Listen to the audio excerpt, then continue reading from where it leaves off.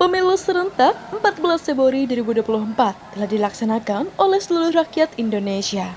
Untuk pemilu legislatif secara umum, saat ini di KPU pun masih dilaksanakan hitung cepat. Sampai dengan tadi pagi, Wakil Ketua DPD Partai Golkar Cilacap, Bidang Media dan Penggalangan Opini (MPO), Ekanto Wahyuning Santoso. Beliau juga calon anggota DPRD Kabupaten Cilacap, Dapil 4 Kecamatan Cimanggu, Daya Luhur, Majenang, dan Wanareja menyampaikan masih ada kekurangan 20% yang belum masuk. Itu pun masih ada yang belum seirama dan sejalan dengan perhitungan hasil C1.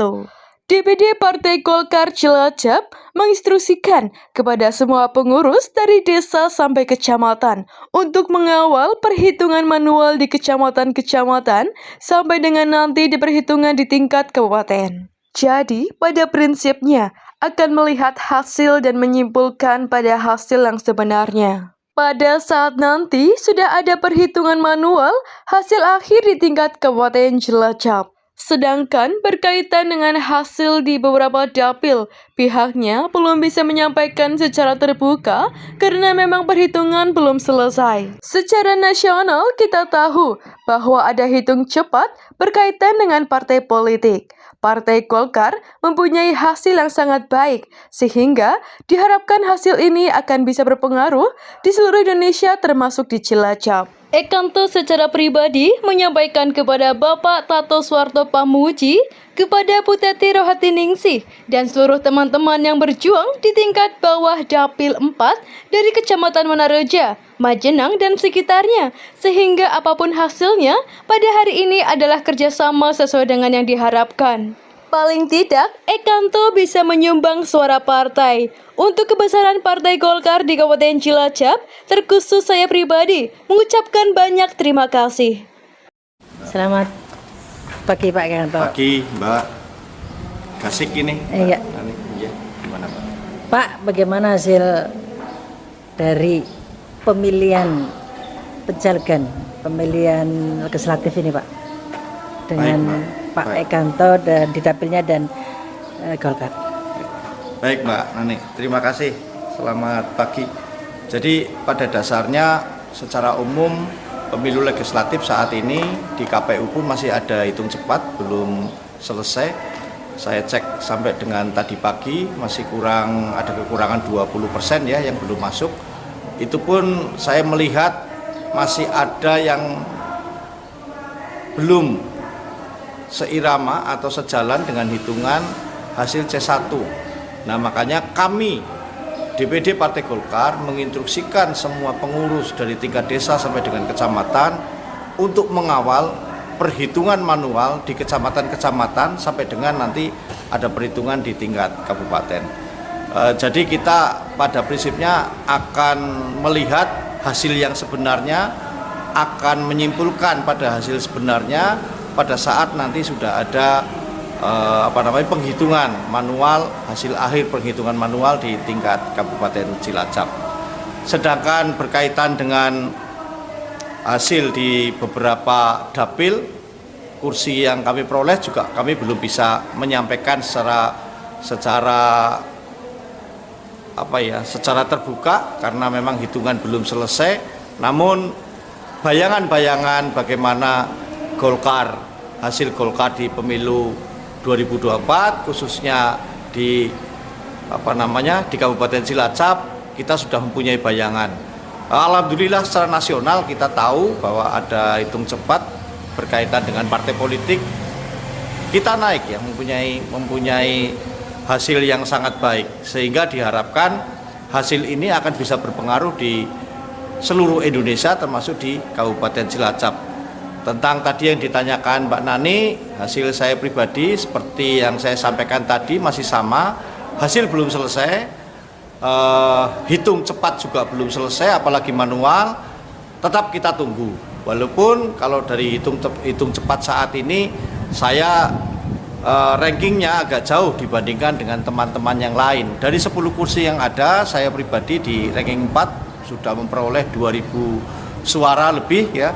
Ya insya Allah ada satu kemujikjatan, saya bisa ada peningkatan signifikan sehingga apa yang menjadi harapan saya secara pribadi dan konstituen saya di bawah bisa terrealisasi dengan baik.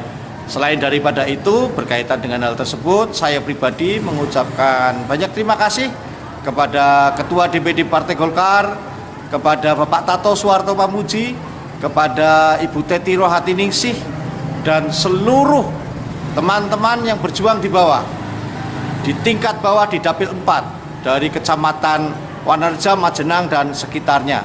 Sehingga apapun hasilnya pada hari ini adalah kerja bersama dan bersama bekerja, diharapkan paling tidak hasil perolehan suara saya bisa menyumbang suara partai untuk kebesaran Partai Golkar di Kabupaten Cilacap. Terkhusus saya secara pribadi mengucapkan banyak terima kasih sekali lagi kepada Bunda Teti dan kepada Pak Tato Suharto Pamuji yang telah mendukung penuh pergerakan kami secara pribadi berkaitan dengan pemilu legislatif 2024. Demikian. Sementara hitungan cepat yang kami peroleh, Bu Teti jauh mengungguli Pak Dito Ganindito. Ya, diharapkan saya secara pribadi diharapkan Bu Teti mempunyai kesempatan untuk kesekian kalinya mewakili kami di Cilacap. Syukur target 2 tetap bisa tercapai sehingga ada Bunda Teti Rohatiningsih dan Pak Dito Ganindito. Namun kalaupun hasil yang diharapkan tidak sesuai dan Bunda Teti yang akan mewakili Cilacap Banyumas, saya juga meyakini karena beliau putra asli atau putri asli daerah Cilacap akan bekerja secara optimal untuk Cilacap dan akhirnya Cilacap akan bisa menjadi Cilacap bercahaya yang sebenarnya, Cilacap untuk meneruskan bangga bangun desa, dan petani masyarakat akan bisa dimakmurkan dengan dengan perwakilan yang dalam hal ini dipercayakan kepada Bunda Teti Rohatiningsih pada pemilu 2024 sampai dengan 2029 yang akan datang. Begitu Mbak. Sedangkan target kami Partai Golkar Kabupaten Cilacap untuk 11 kursi kami masih menghitung lagi karena penghitungan sekali lagi belum selesai. Harapan kami bisa tercapai. Kalaupun tidak tercapai, kita akan evaluasi. Kita akan evaluasi di mana kelemahan, di mana kekurangan kami, sehingga pada kesempatan-kesempatan mendatang ini menjadi satu bahan evaluasi kami untuk hal ini tidak terjadi lagi. Demikian, Pak.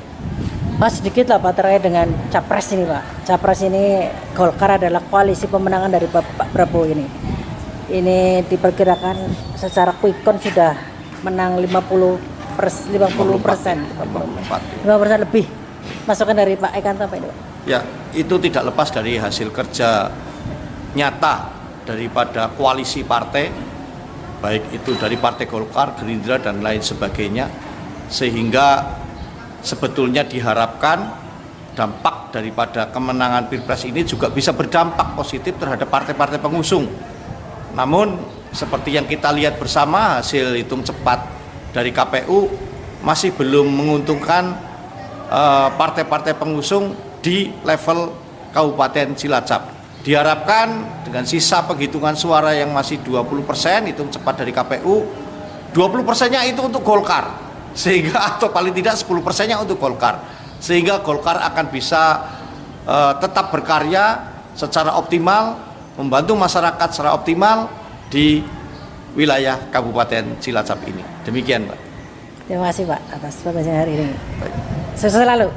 Terima kasih, Pak.